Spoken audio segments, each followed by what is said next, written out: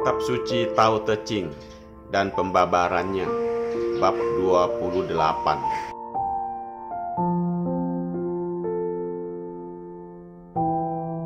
Bab 28. Tahu diri adalah sesuai dengan Tao.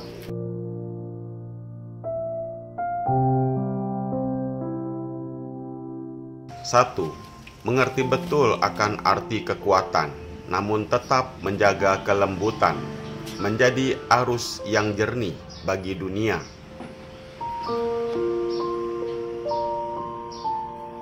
Dua, jika Anda bersedia menjadi arus yang jernih bagi dunia, maka kebajikan abadi Anda tidak akan hilang dan Anda akan kembali ke keadaan seperti bayi yang suci dan polos.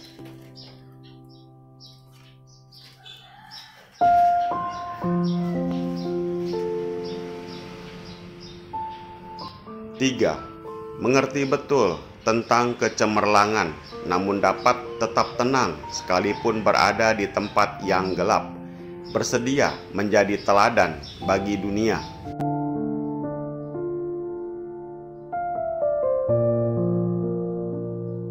Empat, jika Anda bersedia menjadi teladan bagi dunia, maka kebajikan abadi Anda tidak akan hilang, pulih tiada terbatas.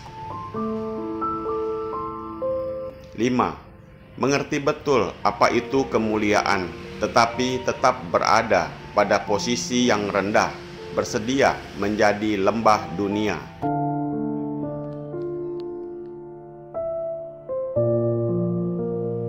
6.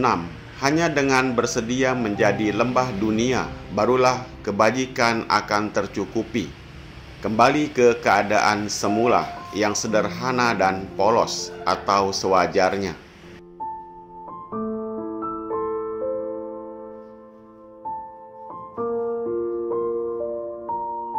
7. Kesederhanaan dan kemurnian akan menjadi alat yang berguna. 8. Orang yang benar yang menggunakan kesederhanaan adalah pemimpin dari para petinggi, sehingga pengelolaan yang sempurna tidak dapat dipisahkan.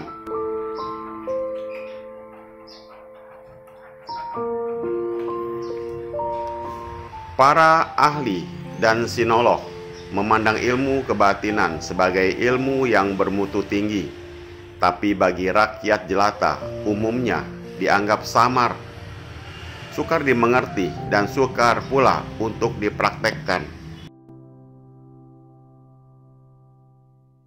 Karena keyakinan orang umumnya bertentangan dengan kebatinan yang tinggi nilainya. Misalnya, orang yang berbadan kuat umumnya suka berlaku sombong dan sewenang-wenang, yang pandai berlaku congkak dan membangga-banggakan kepandaiannya, yang kaya pun mengunggulkan kekayaannya. Hal ini bertentangan dengan Tao.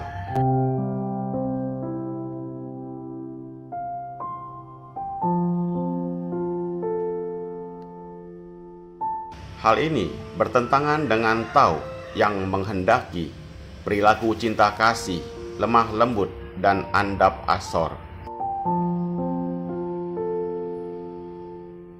Misalnya, seorang budiman yang mengetahui kejantanannya atau kegagahannya, tetapi ia senantiasa menjaga perilakunya yang sopan santun dan lemah lembut bagai sifat wanita.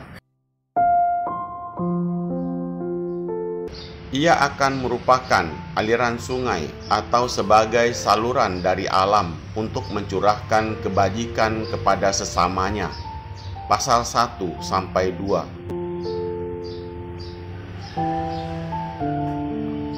Seorang cendekiawan yang bijaksana, walaupun menyadari kepandaiannya, tetapi tidak segan untuk mengakui dirinya tidak pandai, maka ia akan menjadi tauladan dari umat manusia di dunia. Pasal 3.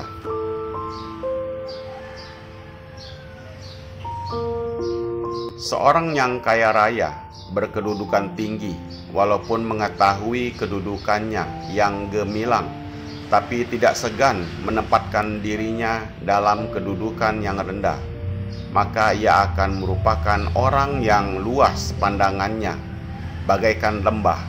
Pasal 4.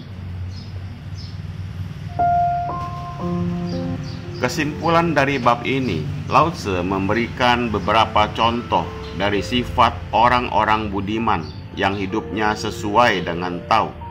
Misalnya, seorang pria yang gagah dan tenaganya kuat, tidak berlaku sewenang-wenang, kasar atau biadab. Sebaliknya, ia berlaku sopan santun dan lemah lembut, bagaikan sifat wanita.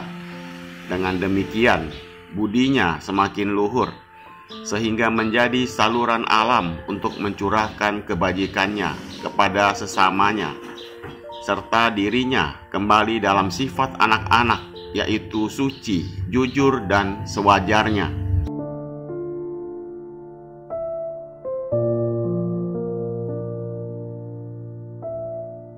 Selanjutnya, seorang cendekiawan yang bijaksana tidak berlaku sombong, tetapi bahkan tidak segan-segan mengaku bodoh, maka ia akan menjadi contoh bagi dunia dan selalu menjalankan kebajikan yang luhur dengan tetap. Ia akan kembali dalam alam kekosongan yang sempurna, bebas dari keinginan dan bebas dari angkara murka.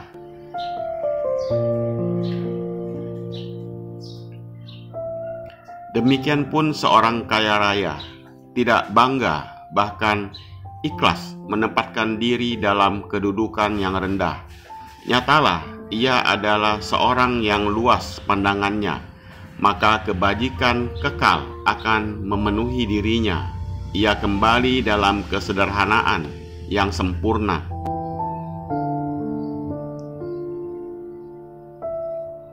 Para suci akan memakainya untuk menjadi kepala negeri.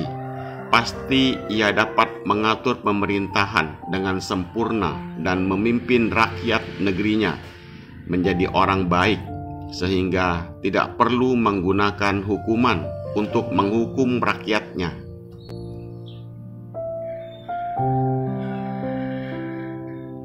Hal ini sesuai dengan pelajaran teosofi yang menyatakan bahwa seorang kebatinan yang luhur budinya akan mendapat tugas gaib dari para suci untuk mencurahkan kebajikan terhadap sesamanya.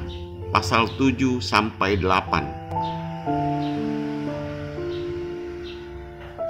Semoga bermanfaat.